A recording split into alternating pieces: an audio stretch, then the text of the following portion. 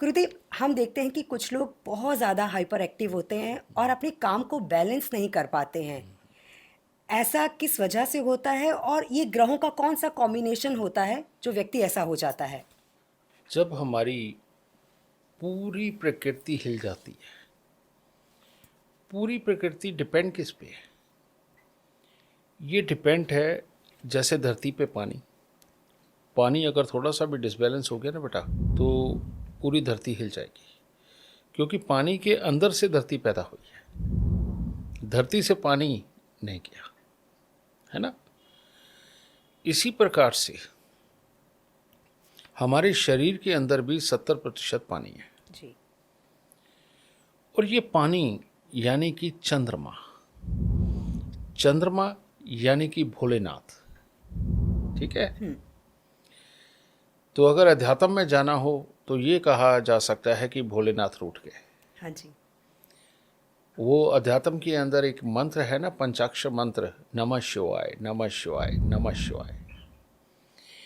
ये ऐसी ही बिगड़ी हुई प्रवृत्ति वालों के लिए बना है, जिनकी अंदर की ये प्रकृति बदल जाती है और वो अपने आप को संभाल नहीं पाते। और इसीलिए इतना बड़ा जम्बो द्वीप, और आप जहाँ देखो वहाँ शिवलिंग मिलते हैं, जहाँ देखो शिवलिंग मिलते हैं जी। है ना। जहाँ जाके खुदाई करते हो वहीं शिवलिंग निकल जी। आते हैं। और कहीं कहीं तो एक आध की संख्या में नहीं, हजारों की संख्या में निकलते हैं। बिल्कुल सही कह रहे हैं। भाई ऐसा क्या था पुराने इस समय में, सदियों में या युगों में, कि इतने शिवलिंग बनाने की जरूरत पड़ी?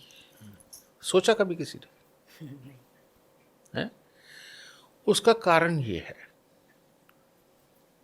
बुरा मत मानना, एक जनरली बात में मैं कह रहा हूं, कि किसी को नहीं पता कि बच्चा कब कंसीव करना है, कब वो होना चाहिए। जी।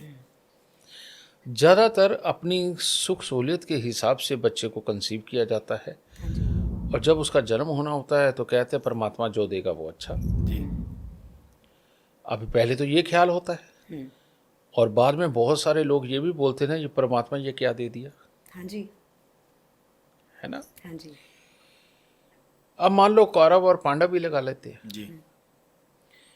अब पांडवों में सहजता थी, धैर्य था, तो वो श्री कृष्ण जी के साथ जुड़े, या श्री कृष्ण जी उनके साथ जुड़े। अब उधर दुर्योधन वगैरह थे, तो क्या थी, अंदर की यही प्रकृति हिली हुई थी, है ना। तो बेटा ये जब चंद्रमा हिल जाता है जन्म कुंडली के अंदर, ये सबसे पहले, क्योंकि चंद्रमा हिल गया तो समझ लो उसके अंदर मंगल मिश्रित है, यानी कि रेड सेल्स, यानी मंगल भी खराब हो गया।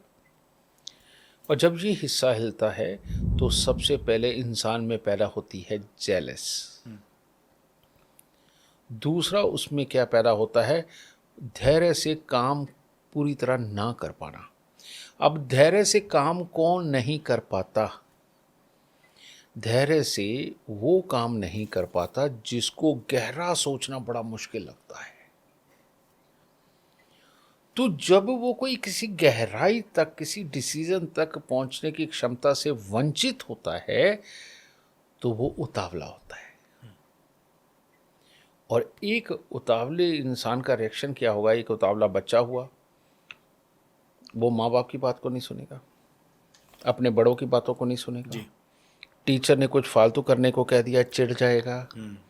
ये तो छोटेपन की बातें हैं। हाँ जी। बड़ेपन में बॉस ने कुछ कह दिया, काम धंधे पे माँ बाप ने कुछ कह दिया, या किसी अपने ने समझाने की गलती कर दी, वो उनसे चिढ़ जाएगा। तो ऐसे आदमी को लगता ये है कि ये सारी दुनिया उसे दुखी करने के लिए पैदा हुई है, बस वही एक मासूम है ना। और उसे ये नहीं पता कि तू सबके सिर का दर्द बना हुआ है। यह सच्चाई है। बिल्कुल। यही वो लोग हैं जो जिंदगी के अंदर, अपने ही जीवन के अंदर आम कामों तक को नहीं कर पाते। तो इसीलिए हमारे यहाँ इतने शिवलिंग बनाए गए।